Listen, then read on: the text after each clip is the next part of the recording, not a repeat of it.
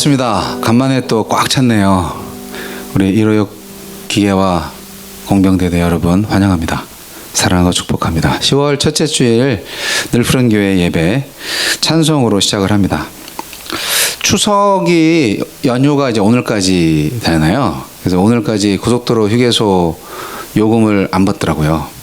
그래서 고속도로 통행료를 안 내고 왔는데, 여튼 추석은 감사할 것이 많은 우리나라 고유의 명절입니다. 미국에는 추수감사절이 있지만 10월 마지막 주 목요일 주간을 지키고 있는 거고요. 우리나라는 추석이죠. 추석이 우리나라의 추수감사절이나 마찬가지죠. 예로부터 지켜온. 그래서 감사 찬송으로 추석 주간을 생각하면서 감사 찬송을 올림으로 주일 예배를 시작하도록 하겠습니다. 아시는 분 좀 따라 하시고 모르시는 분들은 마음속으로 묵상하시기 바랍니다.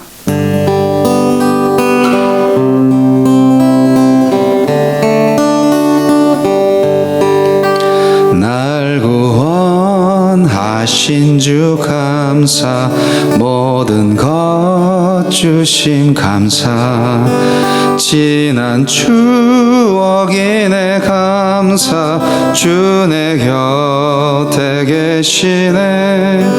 향기로운 봄철의 감사, 외로운 가을날 감사, 사라진 눈물도 감사, 나의 영혼 평안해. 응답하신 기도 감사, 거절하신 것 감사, 해처럼 높으신 감사, 모든 것 채우시네. 아픔과 기쁨도 감사, 절망 중 위로 감사, 증량 못할 은혜 감사, 크신 사랑 감사해. 길가에 장미꽃 감사, 장미꽃 가시 감사, 따스한 사랑의 가정, 일용할 양식 감사, 기쁨과 슬픔도 감사, 하늘 평안을 감사, 내일의 희망을 감사, 영원토록 감사해. 한 번 더 할게요. 가사를 생각하시면서 모든 일에 감사할 수 있는 믿음을 한번 가져보시기 바랍니다. 날 구원하신 주 감사, 모든 것 주심 감사, 지난 추억이 내 감사, 주 내 곁에 계시네.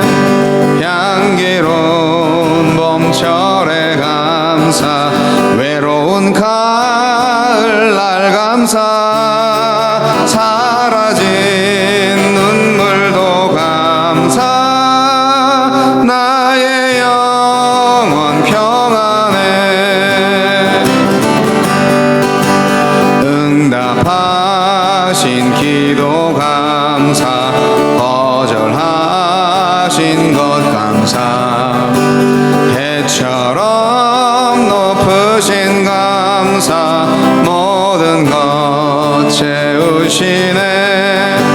아픔과 기쁨도 감사, 절망 중 위로 감사, 증량 못할 은혜 감사, 크신 사랑 감사해. 길가에 장미꽃 감사, 감사 장미꽃 가시 감사 따스한 사랑의 가정 일용할 양식 감사 기쁨과 슬픔도 감사 하늘 평안을 감사 내일의 희망을 감사 영원토록 감사해. 할렐루야.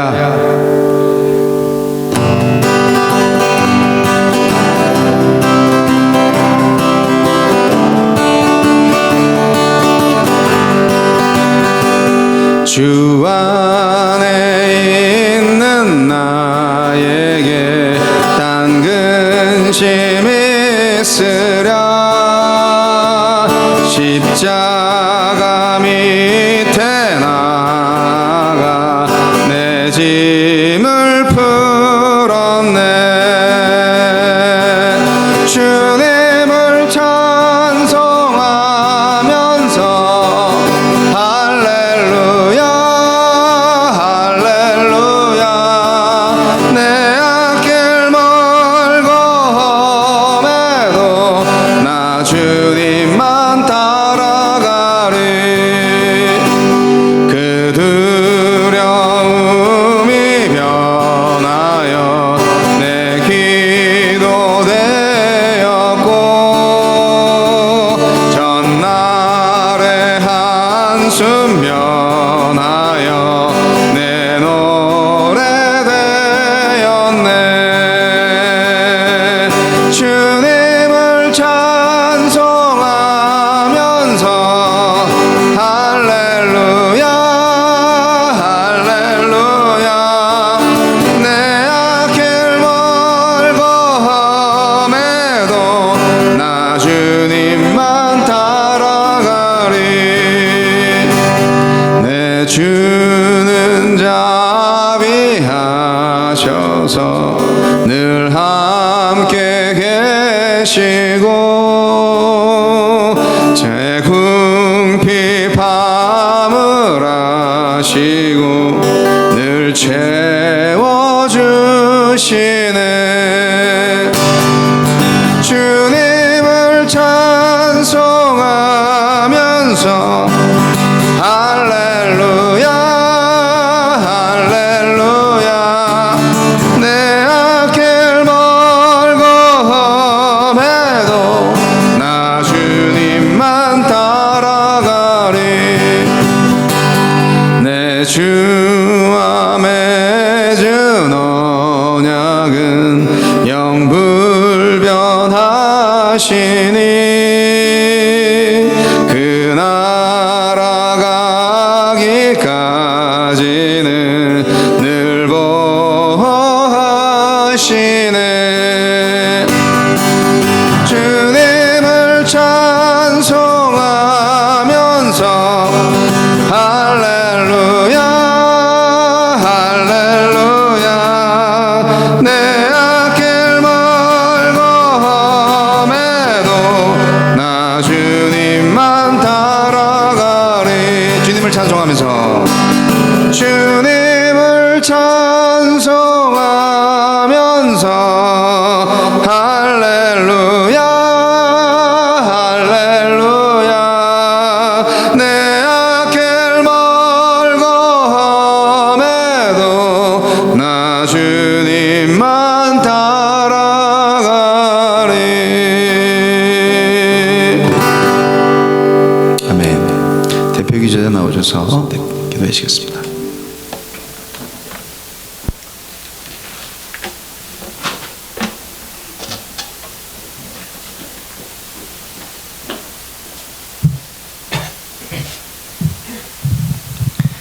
기도하겠습니다. 항상 우리를 지켜봐 주시는 주 예수님, 우리 1호 용사들을 교회로 이끄심을 감사드립니다. 연휴가 끝나가고 다시 바쁜 일과로 돌아가는데 우리 용사들이 다치지 않고 안전하게 한 주를 마칠 수 있도록 지켜주십시오. 예수님의 이름으로 기도드립니다. 아멘.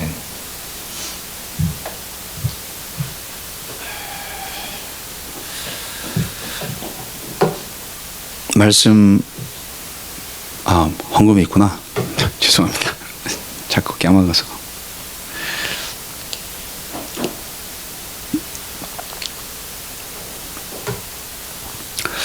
헌금 계좌는 잘 기억해 두셨다가 예배 전에 주일날 오전이 되면 그만 입금하시면 됩니다. 요즘은 다 온라인 시대라서 폰으로 여러분 계좌 이체하실 수 있죠.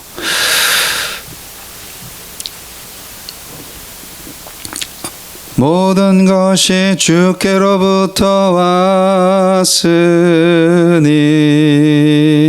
이 예물을 주께 드리나이다.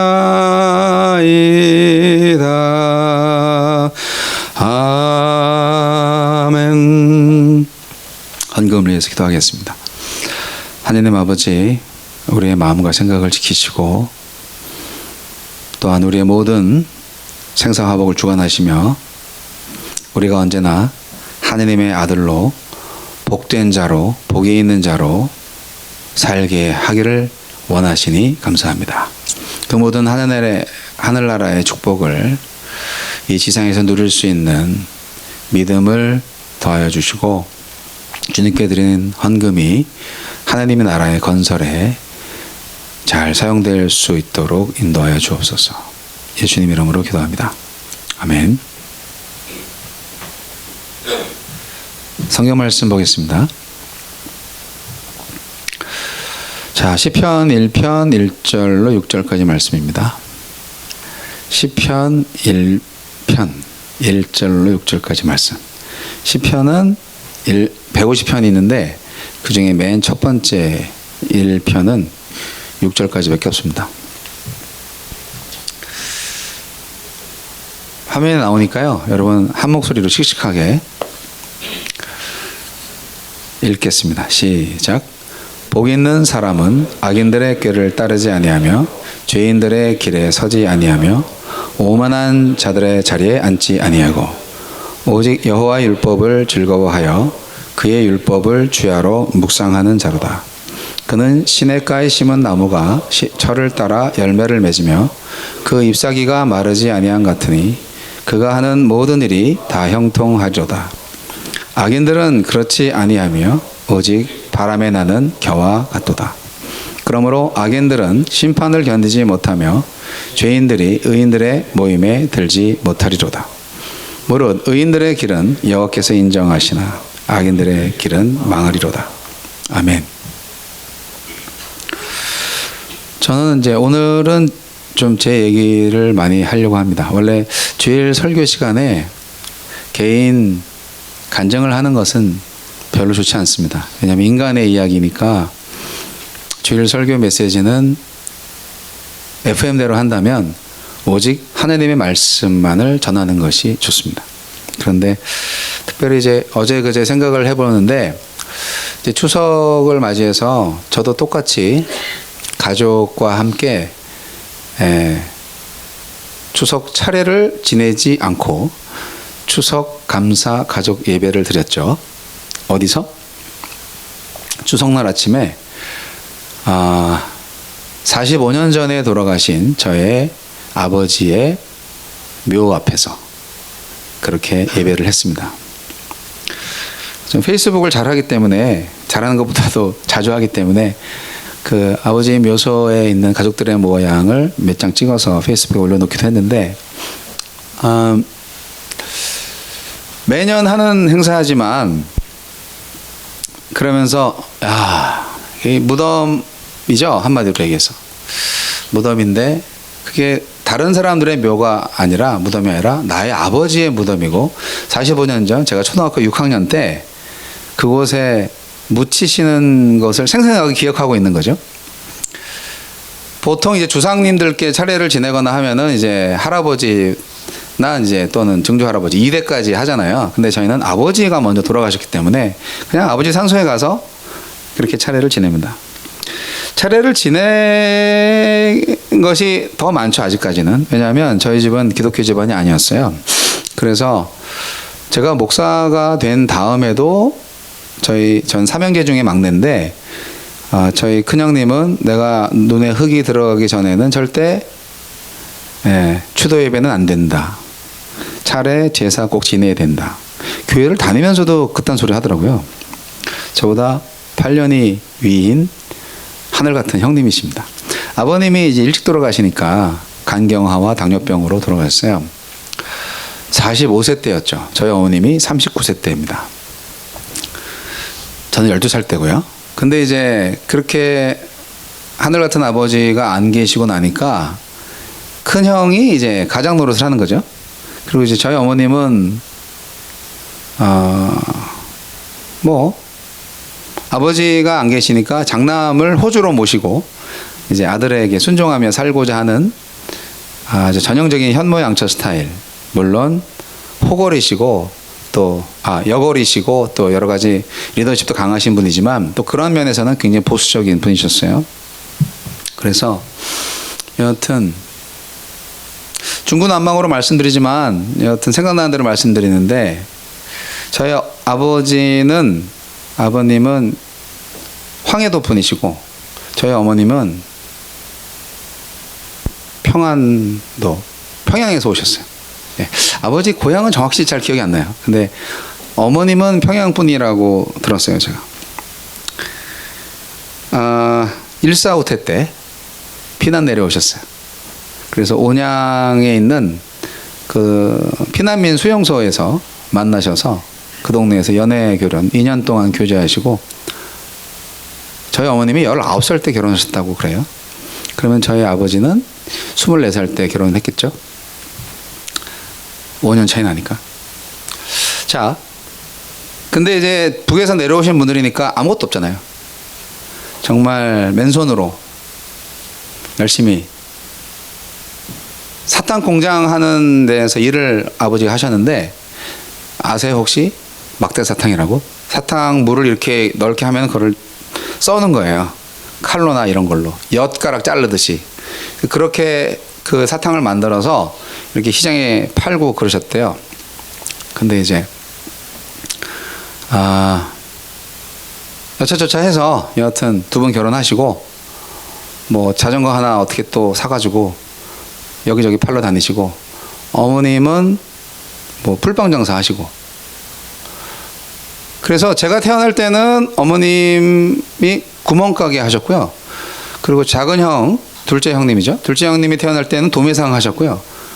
셋째 제가 태어날 때는 그러니까 큰형이 태어날 때는 구멍가게, 작은 형 태어날 때는 도매상, 그리고 막내인 제가 태어날 때는 한 직원이 몇십 명 있는 사탕 공장의 사장님이셨어요. 우리 아버지가.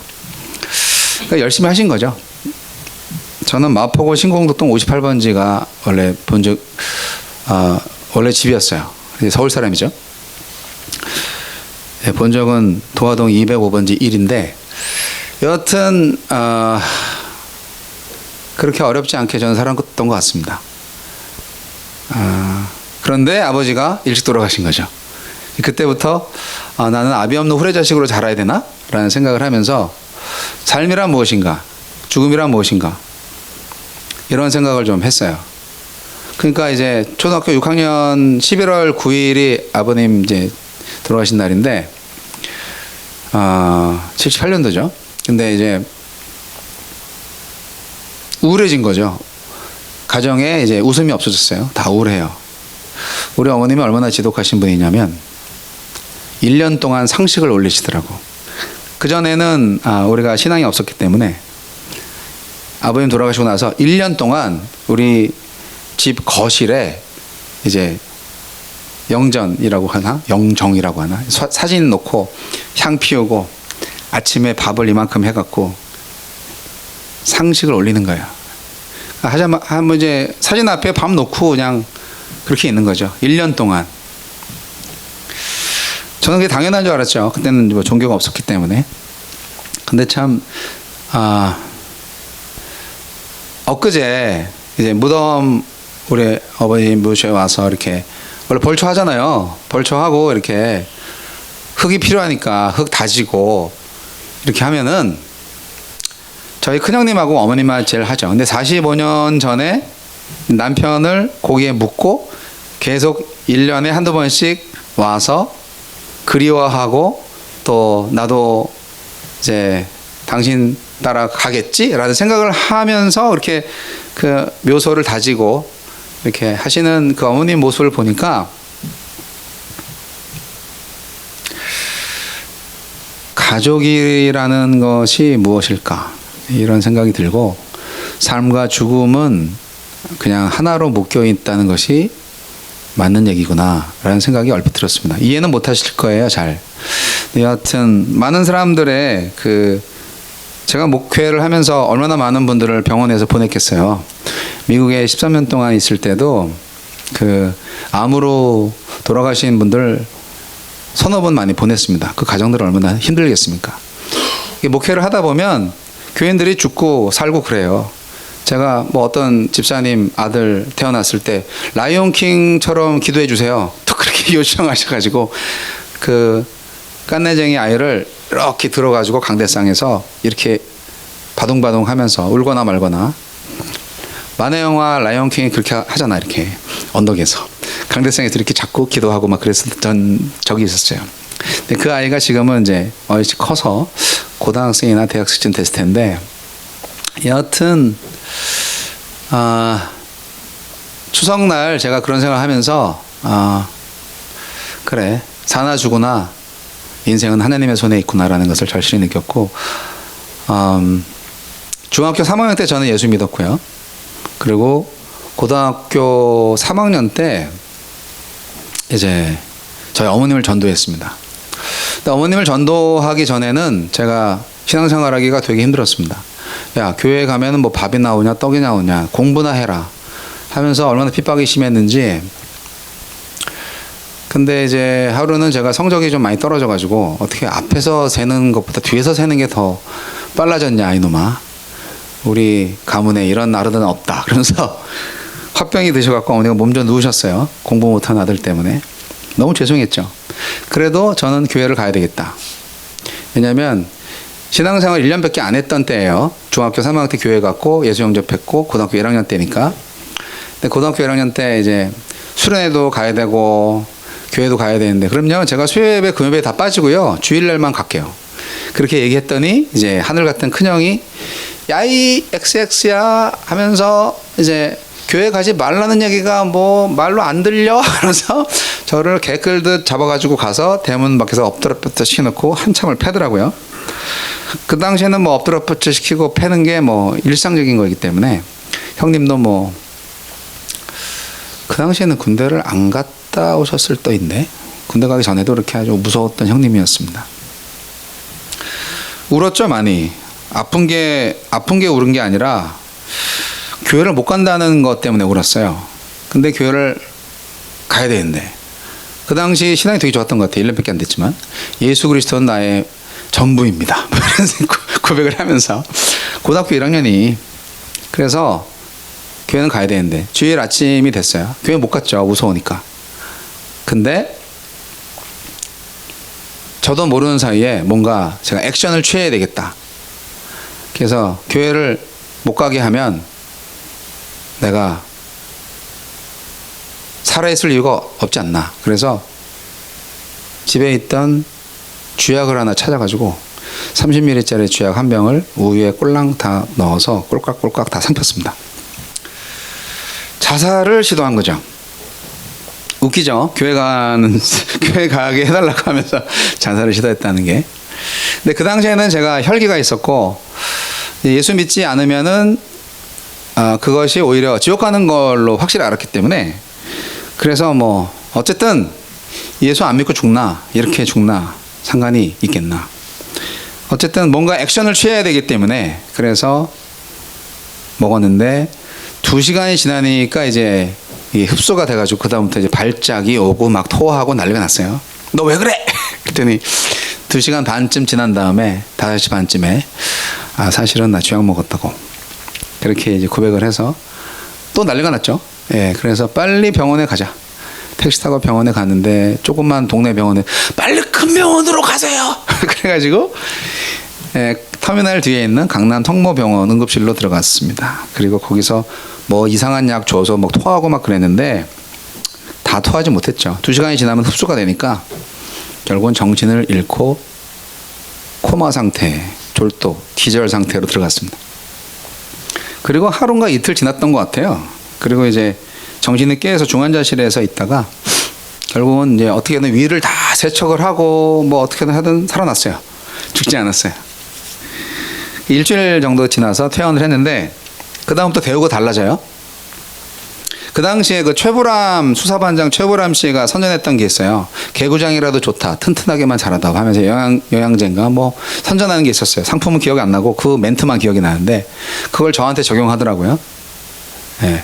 공부를 못해도 좋다, 살아만 있어라 이렇게. 그래서 교회 가는 게 핍박이 싹 사라졌어요. 내가 교회를 가서 뭐 맨날 며칠 자고 오든 뭐 어디 수련회를 가든 I don't care, 상관 안 해. 그냥 죽지만 말어라. 이게 왕따가 됐죠, 집안에서.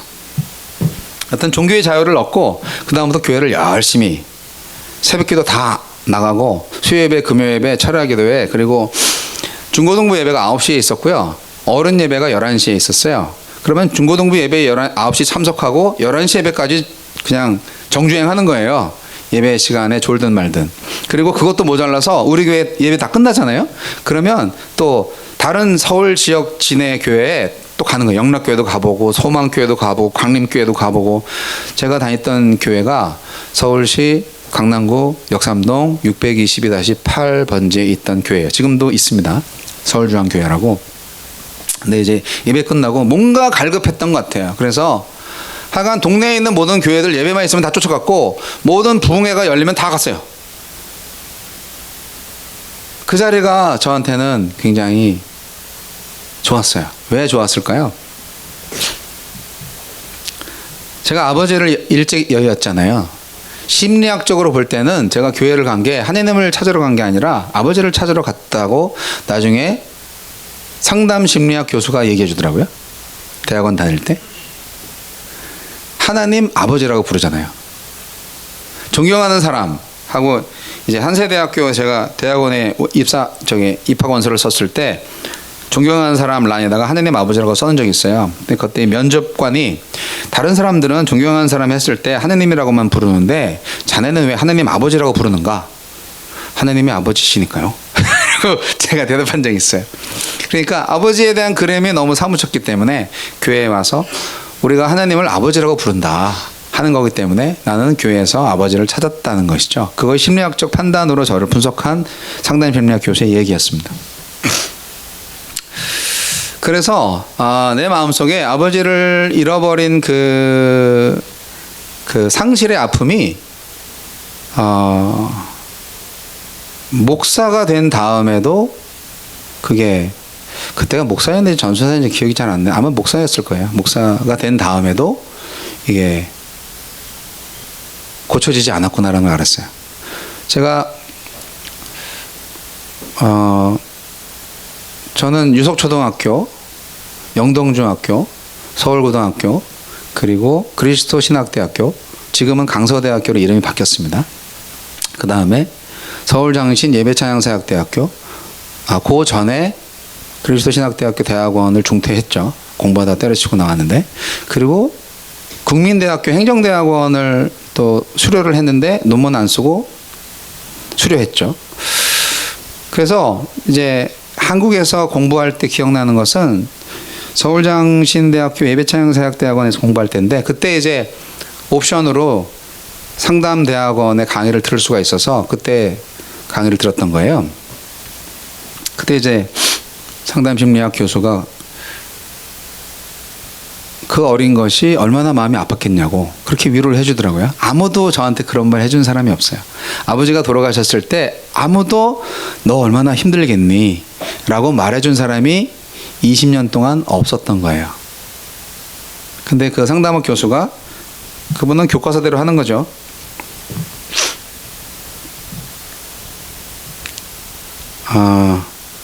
괜찮아요. 뭐 아빠 엄마 다 없이 사는 사람들도 있는데요. 뭐 라고 말을 했어요. 대답은 그렇게 했어요. 하지만 어쨌든 나에게 주어진 고통이잖아요.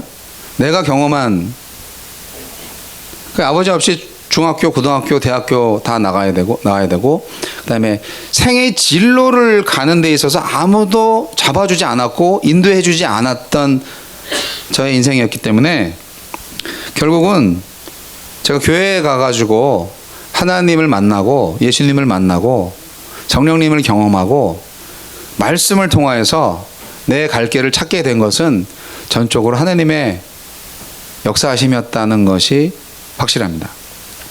아무도 너 커서 뭐가 될래? 뭐 되라. 저희 어머님은 바람이 그거예요. 그냥 돈 많이 벌어서 건강하게 행복하게 잘 사는 거죠. 여러분, 그것만이 인생의 전부일까요? 어쨌든 한평생 살다가 와서 죽는데, 저는 살면서 나쁜 사람들 좀 많이 봤어요. 근데 제가 생각하기에 나쁜 사람들이지 결국은 하나님 보시기에는 저를 포함해서 모두가 다 나쁜 사람들이더라고요. 말씀을 보니까. 근데 제 기준에 봤을 때 착한 사람들보다는 나쁜 사람들이 많은가? 이런 생각이 들 정도로 세상에 열심히 살면서 착하게 살는 사람들이 결국 나중에 그렇게 행복하게 안 되고 계속 가난하게 살고 하는 것들을 좀 많이 보게 됐어요. 근데 말씀을 보니까 오늘 말씀 가운데에서 복 있는 자는 누구냐 나오잖아요. 복 있는 자는 악인의 꾀를 따르지 아니한다. 누가 몰라나? 악인의 꾀를 따르고 싶지 않은데 따를 수밖에 없는 상황이 생기니까 그런 거지. 하지만 그래도 하나님의 말씀을 따르는 자가 복이 있다라는 말씀을 하시더라고요. 어쨌든 교회에서 배운 거니까. 이 시편 말씀이요, 저한테는 되게 좋았어요. 왜냐하면 우리나라가 이제 중국도 그렇지만 새해가 되면은 새해 복 많이 받으십시오 라고 말하잖아요. 복을 너무너무 좋아해요. 그래서 복주머니도 있고 이 복에 아주 미친 민족인데 좋은 거죠. 왜냐하면 하나님께서 창세기 12장 1절로 2절 말씀에 보면은 너는 복이 될지라 라고 아브라함한테 축복하셨잖아요. 그래서 그 창세기 12장 말씀에 복이 되어라 라는 말씀을 통하여서 우리가 믿음으로 아브라함의 믿음의 자손들이기 때문에 복은 좋은 거예요. 그런데 어떤 복이 진짜 복이냐 하는 것이 중요한 거죠. 하나님이 주신 복과 인간이 만들어낸 복은 달라요. 하나님이 주시는 복은 오늘 말씀 같이 악인들의 꾀를 따르지 않고 죄인들의 길에 서지 않고 오만한 자들의 자리에 앉지 아니하고, 이 오만한 자들이 아주 많죠. 예, 아주 겸손하지 못한 사람들, 교만 덩어리들이 아주 많죠. 이런 분들 만나면 정말 재수없죠. 그리고 어떤 사람? 오직 여호와의 율법을 즐거워하여 그의 율법을 주야로 묵상하는 사람. 그렇죠. 하나님의 말씀을 매일같이 보고 묵상하고, 묵상한다는 것은 곰곰이 생각하고 되뇌어보고 마음속으로 상상 속으로 사진 찍어서 그걸 또 인화하고 또 보고 이렇게 우물우물 또 말하기도 하고 하는 거죠. 묵상하는 거. 주야로 밤낮으로 매일 말씀을 본다는 거죠. 그 사람은 어떤 사람이냐? 그는 시냇가에 심은 나무가 철을 따라 열매를 맺으며 그 잎사귀가 마르지 아니한 같으니 그가 하는 모든 일이 다 형통하리로다. 돼 있어요? 여러분, 나무는 산에 있나요? 산에 많나요? 평지에 많나요? 산에 많죠? 왜 그렇게 된 것 같아요? 나무들이 산을 좋아하나요?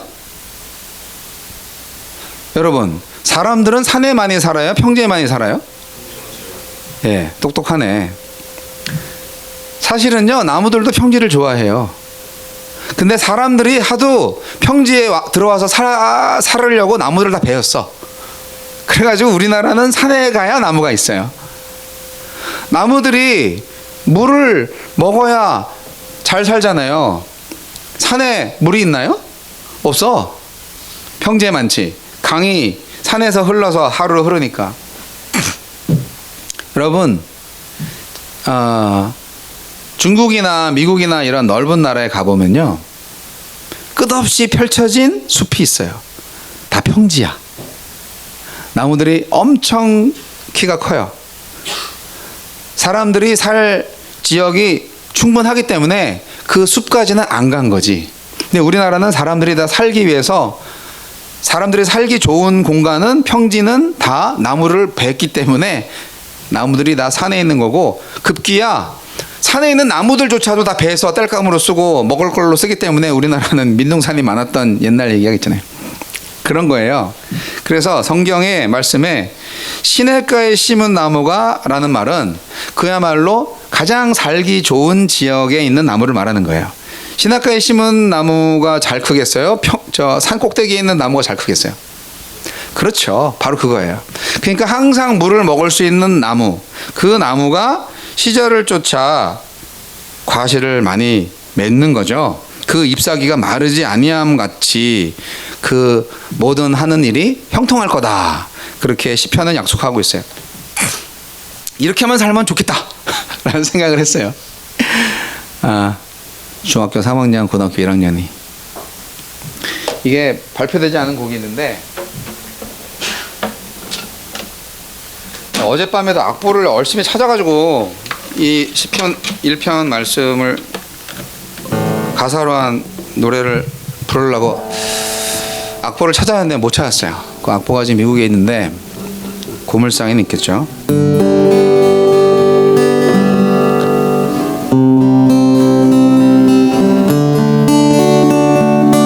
틀릴 수도 있어요.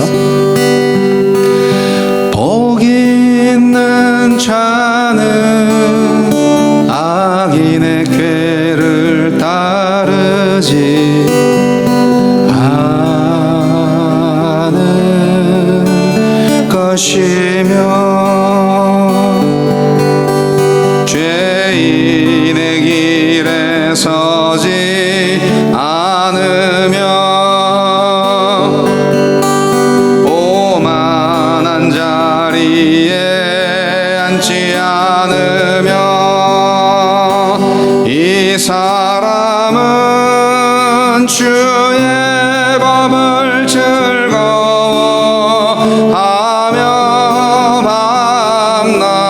밤낮으로 묵상을 하는 자로다.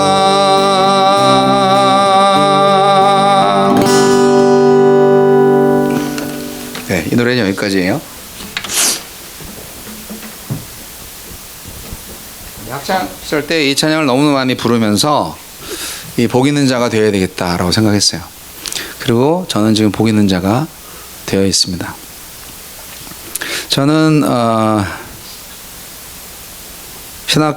신학대학을 이제 졸업을 하고 뭐 대학원도 나오고 목사 안수도 받고 결혼도 하고, 우리나라에서 이제 제일 보수적이면서 제일 알려지지 않은 작은 교단인 그리스도의 교회에서 7년간 사역을 했고요. 전도사로 있었죠. 그리고 그리스도의 교회에서 목사 안수를 받았죠.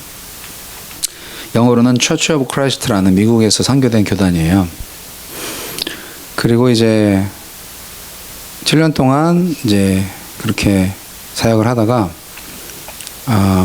뭐 아주 그리스도의 교회, 또 뭐 목동 그리스도의 교회, 인천 중앙 그리스도의 교회, 강서 그리스도의 교회, 세박 그리스도의 교회 등등을 전전하다가 나중에 화곡 그리스도의 교회를 마지막으로 한국에서의 목회 생활을 그만하고 이제 미국으로 이제 청빙을 받아서 갔습니다. 그때는 가족들이 있었죠. 딸 5학년, 6학년짜리 딸 둘과 제 아내와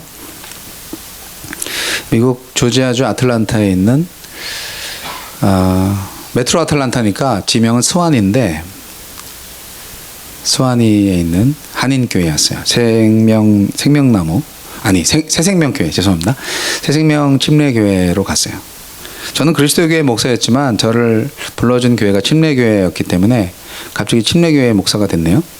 그래서 거기 가서 목사 안수를 또 받았어요. 침례교단 목사로.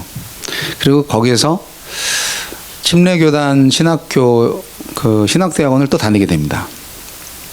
신분유지 문제도 있었지만 신분유지 문제를 떠나서 침례교 신학을 좀 더 배워봐야 되겠다 생각을 해서 뉴올리언즈 침례신학대학원, 뉴올리언즈 베프티스트 테올로지컬 세미너리에 다니게 됐습니다.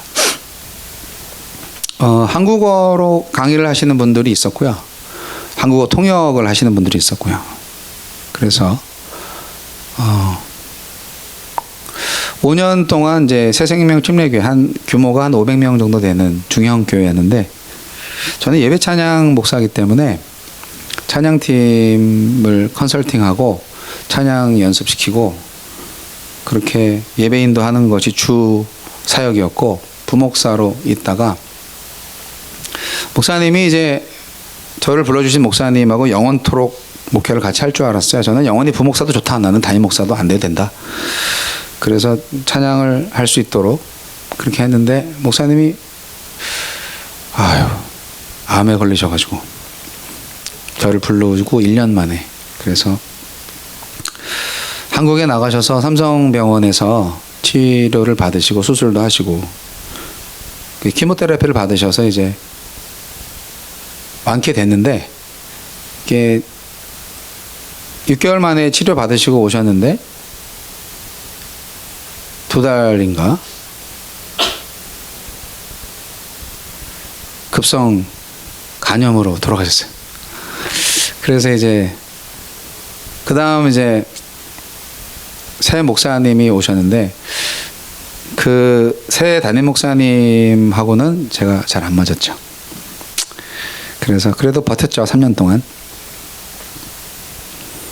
그 교회에서 이제 사임을 하고 개척을 했는데 개척을 해도 뭐 이미 개척을 하면은 낭떠러지예요. 기존 교회들이 많이 있기 때문에 사람들이 다 큰 교회 가고 싶어하고 주일학교에 있는 교회를 가고 싶어하기 때문에 뭐 상가 뭐 조금 빌려서 이렇게 예배당 만들고 이런데 좋아하지 않습니다. 여튼 거두절미하고 여튼 그 1년 동안 그냥 저도 학원 같은 상가 건물 하나 빌려가지고 예배를 쭉 하다가 사례비를 못 받으니까 이제 힘들잖아요. 결국은 제가 이제 1년 정도 이렇게 버티다가 도저히 안 되겠다. 왜냐하면 뭐 집 렌트비도 못 내고 뭐 수도 전기 다 끊기고 그 뉴욕에서 친구가 놀러 왔는데 야 우리 집 저기 수도가 안 나와. 샤워를 교회 가서 시켰다니까. 교회 공용 화장실에 가서. 뉴욕에서 물론 제 친구가 아니라 제 아내의 친구. 얼마나 미안하든지. 그런 일도 좀 겪었고 그래서 좀 이제 완전히 조그만 집으로 이사 가고 이사를 정말 저는 생애 한 20번 이상 한 것 같아요. 결국은 그래서 제가 이제 일을 하기 시작했어요. 그 전까지는 제가 생업을 안 했어요. 예. 시간이 없어서 제가 다시 좀 마무리할 텐데 일을 시작하니까요. 전업 목회자로서 목회를 했을 때와 생업을 하면서 목회를 했을 때의 관점이 완전히 달라지더라고요. 이게 저는 굉장히 큰 포인트였어요. 미국에서 그걸 내가 예전에 이거 몰랐지? 그 마태복음 5장 33절 6장 33절 보시면 먼저 그 나라와 그 일을 구하라. 그러면 그 모든 것을 너에게 더하시리라. 이 말씀 믿고 오직 하나님의 나라와 그 일을 구할 거야 하면서 저는 예배만 인도를 하는 걸로 생각했어요. 근데 그렇게 했는데 안 채워지잖아요. 배고픔과 추위와 굶주림 그리고 이제 독촉장 이런 것만 오잖아요. 이건 하나님의 뜻이 아닌데 왜 그러지? 제가 뭐 예배를 잘못했습니까? 근데 하나님께서 깨달음을 주신 거죠. 하나님의 나라와 그 일을 구하는 것은 예배당에서만 하는 게 아니야. 너의 삶 속에서 그걸 해야 돼. 너의 삶이 예배가 되어야 하거든. 그 깨달음을 주시고 저는 현대자동차 계열사인 현대모비스라는 회사에 이제 취직을 했어요. 그냥 노동직으로 간 거지. 용역으로 간 거지. 용역으로. 계약직으로. 근데 거기가 조지아에서 차로 5시간 떨어져 있는 알라바마에 있었어요. 거기를 가서 주말에 이제 오고 또 내려가고 하는 식으로. 한 시간당 12불짜리 일을 시작했어요. 예. 그래도 뭐 열심히 하면 한 달에 한 3,500불 법니다. 여하튼 근근히 그렇게 생활을 하기 시작했고 먹고는 살아야 되니까, 그리고 이제 너무 머니까 목회를 못 하겠다 생각해서 결국은 이제 여기 조지아에서 아틀란타에서 집 근처에서 할 수 있는 게 없을까 했을 때 이제 택시를 하기 시작했죠. 네. 택시도 회사를 좀 옮겼어요. 근데 조지아에서 유명한 택시가 이제 파랑새 택시라고 한인 택시예요. 네. 그래서 카 쉐어링 하는 그런 비즈니스인데, 여하튼 콜 받아서 가서 다 100% 현찰 받아서 이렇게 돌아가는 택시, 야간 택시를 했었어요. 12시간씩 일했죠. 예. 그리고 나중에는 여러분 잘 아시는 우버도 했어요. 한인 택시에 너무 술 손님들이 많아가지고 힘들었다 싶었는데, 우버도 마찬가지. 이 저기 파란 눈 가진 애들, 또 까만 피부 있는 사람들, 뭐 인종을 다 초월해서 멕시칸들도 마찬가지고 라티노들도 마찬가지고, 하여간 술 드시면은 차에 오바이트 하는 건 기본이야. 죽겠더라고 아주. 그래서 그리고 택시가 이게 돈이 잘 안 되더라고. 그리고 또 한동안은 또 이 윙가게라고 있는데, 여러분 그 치킨을 튀기는데 닭 날개만 튀겨서 파는 그런 가게 있어요. 네, 한인들이 많이 하고 흑인들이 보통 소비를 많이 하는데, 거기서 이제 요리사의 보조 역할, 예, 그것도 하면 3개월 정도 하고, 결국은 나중에는 돈이 안 되니까 나 페인트 해야 되겠다. 아파트 페인터로 또 해가지고 장비 한 3,000불어치 사고 카드도 긁었죠. 그리고 이제 아파트 가면서 이제 페인트, 이거가 아니라 이제 쏘는 거더라고. 방독면 같은 거 쓰고요. 그냥 푸시해 다 스프레이로 뿌리는 거예요, 전체를. 근데 그러다가 사다리 혼자 올라가서 떨어지어서 죽을 뻔했어요. 그래서 그때 이제 주님, 저 이거 좀 생업을 못 하겠습니다. 다시 전업 목회를 할 수 있도록 해주든가 아니면 저를 죽여주십시오. 그래서 또 옛날에 쥐약 먹던 그 객기가 또 나와가지고 하나님한테 이제 그렇게 또 간구를 했더니, 조지아에서 멀리 떨어져 있는 메릴랜드에 있는 하누리교회라는 곳에 이제 부목사로 청빙이 왔어요. 제 아내는 아틀란타를 떠나지 말라고 했고, 근데 저는 그래도 전임 사역이 그래도 좋아서 거기 갔죠. 2년 동안 메릴랜드에 있었는데, 거기 간지 뭐 결국 8개월 만에 또 사임하게 됐고요. 거기서 또 개척을 하게 되고요. 그랬어요. 복잡한 일들은 많았지만 여하튼 그렇게 돼서 1년 후, 2년 후 개척교회를 또 2년 정도 하게 되고, 코로나 터지고, 예, 그리고 코로나 터지고 나서 제가 한국에 오게 됐죠. 미국 생활 이제 접자. 그리고 그런 과정 속에서 딸들은 다 미국에서 결혼을 했어요. 딸들은 미국에서 아마 살게 될 것 같아요, 계속. 그래서 저는 사역이 좀 있는 것 같아서 한국으로 왔고, 코로나 2년 차에 이제 군성교원 소개를 받아서 뭐 가만히 놀고 있는 것보다는, 왜냐면 코로나니까 집에 미국에 있으나 한국에 있으나 제가 온라인 예배를 만들어서 계속 영상으로 예배할 수 있도록 도와드렸거든요. 메릴랜드 성교교회를.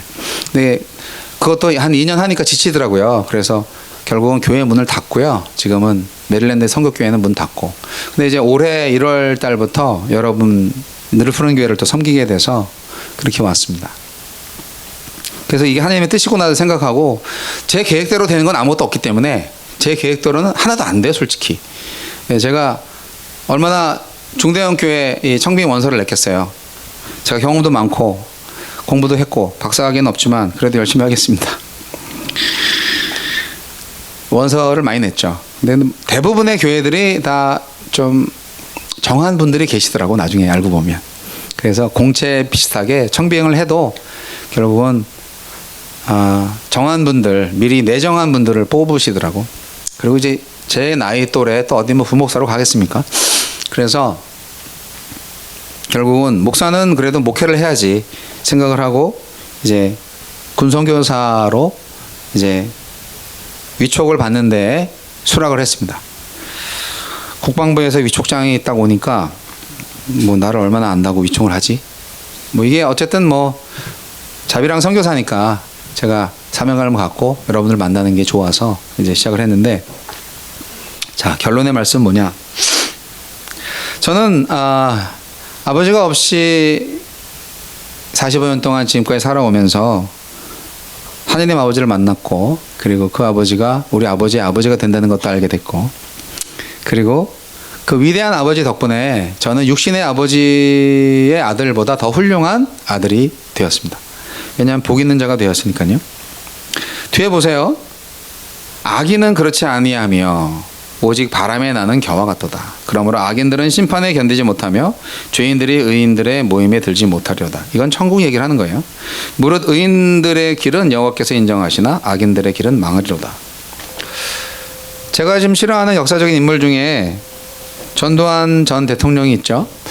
그분은 뭐 좋은 장군이셨던 것 같은데, 여하튼 역사는 말하죠. 군사 쿠데타로 정권을 잡으셨고 7년간 대통령직을 잘 하시다가 그만두신 다음에 잠깐 이제 감옥에 갇혔다가 이제 풀려 나오셔서 이제 노화로 이제 돌아가실 때까지 편안하게 그렇게 지낸 것 같아요. 우리가 보면. 그러면 일반적으로 볼 때 예를 들어서 광주에 계신 분들, 대표적인 예죠. 광주 민중항쟁의 역사의 산 증인들이 볼 때, 또는 3,000명 이상의 그 영혼들이 생각할 때, 이 전두환이나 노태우나 이런 분들 역사 속에서 그런 군사 쿠데타의 주역들인데 왜 그들을 하나님께서는 징계하지 않으실까라는 생각을 하게 됩니다. 저도 마찬가지였죠. 대학 나온 사람들은 어느 정도는 알게 되니까요. 저는 중학교 때는 그 대통령이 최고의 대통령인 줄 알고 교육을 받았지만 대학교 들어가니까 좀 달라지더라고요. 그리고 나중에 이제 그 군인이 아닌 사람이 이제 대통령이, 김영삼 대통령이 되면서 이제 많은 것들이 좀 바뀌었기 때문에 이게 역사를 제대로 배워야 알겠구나 라는 것을 알게 됐죠. 그런데 여하튼 뭐 그렇게 큰 벌 안 받고 살 만큼 살다가 돌아가신 것 같아요. 그러면 45세 때 열심히 가족을 위해서 그렇게 헌신봉사하면서 맨날 이제 집에 들어오실 때는 뭐 하나 들고 아이들한테 이렇게 뭐 과일이라도 주면서 그렇게 퇴근 시간에 그 아버지의 얼굴을 봤던 저 어린 마음, 그리고 그분이 그렇게 과로사로 병 받아 일찍 돌아가신 그분의 인생과 또 뭐 좋은 그 출신으로 해서 멋진 나름대로는 화려한 인생을 살다가 뭐 70, 80까지 잘 사시다가 가신 분, 하나님은 어떻게 보실 것인가를 자꾸 생각을 하게 되는 거죠. 다 하나님의 아들이잖아요.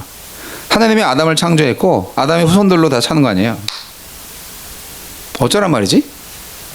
그랬을 때 이 말씀이 인생은요 100살까지 사는 걸로 끝나는 게 아니에요. 죽음의 문은 그냥 문일 뿐이에요. 단지 우리가 그 문 안쪽으로 들어가 보지 못했기 때문이고, 그 문을 들어간 사람은 이쪽 편으로 다시 나온 적이 없기 때문인 거죠. 예수님 말고는 없잖아요. 그러니까 우리는 성경에 예언한 대로 그 약속을 믿으면 하느님의 정의가 실현되는 것을 믿을 수가 있어요. 저는 확신합니다. 이 생에서 공의롭지 못하고 정의롭지 못하고 악인의 꾀를 쫓아서 죄를 짓고 하나님을 모르고 사는 사람들은 반드시 지옥 갑니다. 지옥은 반드시 있고, 왜냐하면 천국은 반드시 있어야 되니까. 그리고 이 세상에서 정말 의롭게 살고자, 정직하게 살고자, 그리고 하나님을 기억하고 하나님을 예배하고자 애쓴 사람들, 그러한 믿음의 사람들은 아무리 그지 같은 인생을 이 세상에서 산다 할지라도 그래도 이 세상을 떠나면 천국에 간다는 확신이 있습니다. 요한일서 5장 11절 12절 말씀에 또 증거는 이것이니 하느님이 우리에게 영생을 주신 것과 이 생명이 그의 아들 안에 있는 그것이니라. 아들이 있는 자에게는 생명이 있고 하느님의 아들이 없는 자에게는 생명이 없느니라는 말씀을 제가 고등학교 때 다 외웠거든요. 근데 네가 구원받은 증거가 뭐가 있어라고 예시했을 때 이제 성경 말씀을 통해서 제가 알게 된 거죠. 많은 성경의 구절들이 있어요. 여하튼 지옥이 없다 하는 이단 종교의 말도 있어요. 제가 알기로는 안식교에서는 아마 지옥이 없다고 얘기하는 것 같아요. 우리 기독교에서는 지옥이 반드시 있습니다. 예. 없으면 제가 억울해서 못 살 것 같아요. 근데 지옥이 무서워서 예수 믿는 거 이거는 아주 웃긴 거예요. 예, 그건 아주 바보 같은 일이에요. 우리 인생을 사는 목적은 이 백성은 내가 나를 위하여 지었나니 나의 찬송을 부르게 하려 함이라고 이사야서 43장 21절 말씀에 분명히 말하고 있어요. 그리고 우리는 하나님과 동행할 수 있는데 우리가 바로 예배할 때 하나님을 임재를 경험할 수가 있습니다. 언제? 찬송 중에 거하시는 주여 주는 거룩하시니이다. 시편 22편 3절 말씀하고 있기 때문에 우리가 찬송할 때 하나님의 임재하심을 느낄 수 있고 하나님은 언제나 우리와 함께 하시다고 약속하셨어요. 임마누엘이라 하리라. 내가 너와 함께 있다는 그 말씀의 뜻이 있는 이름처럼 예수 그리스도, 성령, 성부 아버지 삼위일체 하나님께서 우리와 항상 함께 하시죠. 삶과 죽음은 일직선상에 있는 거예요. 그래서 우리가 삶의 기회는 하나님을 예배할 수 있는 기회를 얻은 거예요. 죽으면 못하잖아요. 죽으면 회개도 못해. 아무리 우리가 많은 죄를 지었어도 회개하면, 우리 죄를 회개하면 용서해 주신다고 그랬거든요. 너희가 너희 죄를 자백하면 우리 하나님은 미쁘사 우리의 죄를 사하시며, 이렇게 하나님께서 요한 1서 1장 9절에 우리 죄를 용서해 주신다고 약속하셨기 때문에 죄를 자백하면 용서받을 수 있어요. 회개를 안 해서 문제지. 근데 지금 당장 죽으면 회개를 할 기회를 잃어버리는 거지. 그래서 이 나쁜 사람들을 아직도 많이 살려놓으시는 거구나. 하나님은 제가 볼 때는 예를 들자면 전도환 같은 사람이 끝까지 회개하기를 기다리시지 않았나? 라는 생각을 해요. 왜 이렇게 못된 사람들, 악을 저지르고 이런 사람들을 왜 오래도록 살려놓지? 그게 항상 의문이었어요.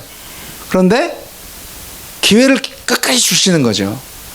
그리고 이렇게 좋은 사람들 빨리 데려가시지. 죄도 없는데 이 어린아이들 왜 이렇게 교통사고로 데려가시고. 사나 죽으나 생명은 하나님의 손에 있어요. 그게 그 아이의 운명일 수 있어요. 엄마 아빠 잘못 만나갖고 태 속에서 생명이 주어졌는데 사산시켜버려서 없어졌다. 불쌍하죠. 하지만 그 아이는 천국에 갔겠죠. 그 영혼이 있다면. 죄를 지지 않았으니까. 죄를 모르고 태어났다가 죽었으니까. 회개할 필요도 없어. 죄를 지지도 않았기 때문에. 그런데 우리는 삶의 기회를 얻었어요. 어떻게 살아야 되겠어요? 목적이 있는 삶을 살아야 되겠죠. 하나님은 의롭고 공평한 분입니다. 여러분, 복 있는 자가 되세요. 복 있는 사람은 악인의 꾀를 따르지 않는다고 성경은 말하고 있습니다. 여러분, 언젠가는 심판을 받습니다. 언젠가는 우리 행위대로 하나님 앞에 심판대에 갑니다. 지금 심판을 받을 수도 있어요. 그러나 우리에게 아직 기회가 있다면 하나님이 아버지이신 줄 알고 여러분의 인생을 찾으시기 바랍니다. 여러분의 목표점은 저와 마찬가지로 하늘나라이고 하나님이에요. 근데 그 하늘나라는 저 멀리 하늘 위에 있는 어딘가가 아니라 위로 올라가봤자 우주밖에 더 있겠어요? 하나님의 통치가 있는 영적 세계예요. 4차원, 5차원, 6차원의 세계겠죠. 우리가 하나님의 세계를 다 어떻게 알겠어요? 몰라요. 그러나 성경에 그 힌트가 있어요. 그렇기 때문에 여러분, 복 있는 자가 되세요. 말씀을 주야라 묵상하고 죄인들의 길에 서지 말고 오만한 자의 자리에 앉지 말고 악인들의 꾀에 그 귀가 얇은 사람들 많이 있잖아. 따르지 않고 오직 하나님의 말씀을 즐거워하며 그 말씀을 주야로 묵상하시는, 그래서 그 말씀으로 인도함을 받는 복 있는 자가 되시기 바랍니다. 여러분, 저를 볼 때 좀 한심해 보이셔도 그래도 좀 행복해 보이지 않습니까? 저 같은 사람을 이렇게 목사까지 세워주시고 여러분께 또 앞에 세우셔서 설교까지 하게 하시는 것도 정말 큰 은혜라고 생각합니다. 여러분 너무 사랑하고요. 말로만 사랑하는 거지만 그러나 사랑하고 싶다는 말이죠. 어떻게 보면 하나님께서는 분명히 여러분들을 다 특별히 사랑하십니다. 왜 이 자리에 여러분을 불러줬겠어요? 다른 목적으로 불렀다고도 생각할 수 있지만 그러나 이것은 여러분의 운명이고 여러분의 가지신 은혜입니다. 추석날에 우리 어머니가 당신께서 제일 좋아하는 찬송을 내가 선택을 했다고 추석날에 추석 예배 제가 만들어 갖고 했거든요. 주 안에 있는 나에게 딴 근심이 있으랴. 얼마나 허구날 근심이 많으시면 이런 찬송을 좋아하시겠어. 십자가 밑에 나아가 내 짐을 풀었네. 주님을 찬송하면서 할렐루야. 내 앞길 멀고 험해도 나 주님만 따라가리. 그 두려움이 변하여 내 기도 되었고 전날의 한숨 변하여 내 노래 되었네. 아무리 힘들고 어려움이 있어도 그걸 노래로 승화시키고 기도로 변화시키는 우리 어머님의 우리 최영란 권사님의 믿음에 저는 항상 고개 숙일 수밖에 없습니다. 그런 믿음으로 항상 매일같이 4시 반이면 일어나셔서 홀로 새벽기도 하시고 성경 읽고 쓰고 그리고 6시 되면은 동네 84세신데 운전하셔가지고 체육관 수영장 가셔서 수영하시고 7시 반에 오셔서 아침 혼자 드시고 그리고 밭에 나가셔서 하루 종일 일하시고 거기서 나온 수확물 콩, 고구마, 뭐 배추 이런 거 다 가족들한테 다 나눠주시고 이웃 동네 사람들 파는 건 없어요. 그렇게 이천에서 30년 사셨어요. 그 어머니를 보면서 하나님이 우리 최영란 권사님의 삶의 예배를 받으시는구나, 기뻐하시는구나 하는 것을 알겠어요. 여러분이 군대 생활을 통해서도 하나님을 예배할 수 있습니다. 여러분이 얼마나 감사로 여러분의 군 생활을 충만케 하는지 여러분 믿음과 여러분의 선택에 달려 있습니다. 그냥 무의미하게 보내지 말고 그지 같아 빨리 국밥부 시기에는 가라 이렇게만 패배주의자처럼 수동적으로만 생각하지 마시고 인생을 주신 것도 하나님이시고 인생을 책임져 주신 것도 하나님이십니다. 왜 나를 군대에 보내셨어? 면제받을 수도 있는데. 하지만 모든 것은 하나님의 은혜예요. 여러분 복 있는 자가 되십시오. 기도하겠습니다. 하나님 아버지, 156 기계와 공병대대원들 마음속에 하나님의 극진하신 사랑이 넘쳐나기를 소원합니다. 우리를 너무나 사랑하셔서 독생자 아들 예수 그리스도를 세상에 보내시고 벌레마도 못한 죄인, 정말 하찮은 마포구 신공독동에서 태어난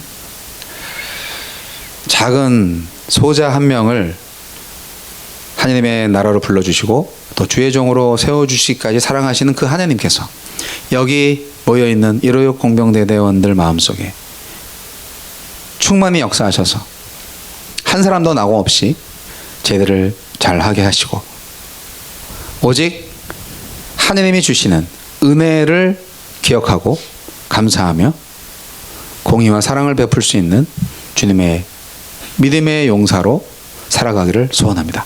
주님께서 여기 모이는 젊은이들의 마음에 그리스도의 마음을 부어주시옵소서. 지금은 우리 주 예수 그리스도의 은혜와 하나님 아버지의 극진하신 사랑과 성령님의 감화, 감동, 교통 역사하심이 복 있는 자, 하나님의 말씀을 주야로 묵상하는 자로서 또 하나님의 은혜를 기억하고 하나님의 구원을 강력하게 원하는 모든 156 공병대대원들 머리 위에 이제부터 영원까지 함께 하시기를 우리 구주 예수 그리스도의 이름으로 간절히 축원하옵나이다. 아멘. 예배 마쳤습니다. 안녕히 가세요. 오늘은 특별히 추석 특별 간식을 준비했습니다. 3가지 종류니까요. 즐기시고 고향 생각하시면서 가족들한테 다시 한번 안부 인사하시고 다음 주에 뵙겠습니다. 감사합니다.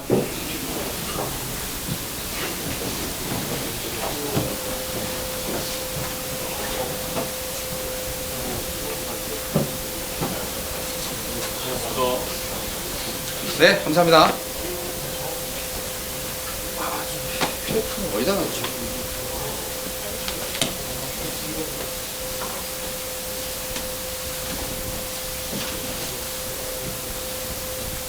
정말 희한하네.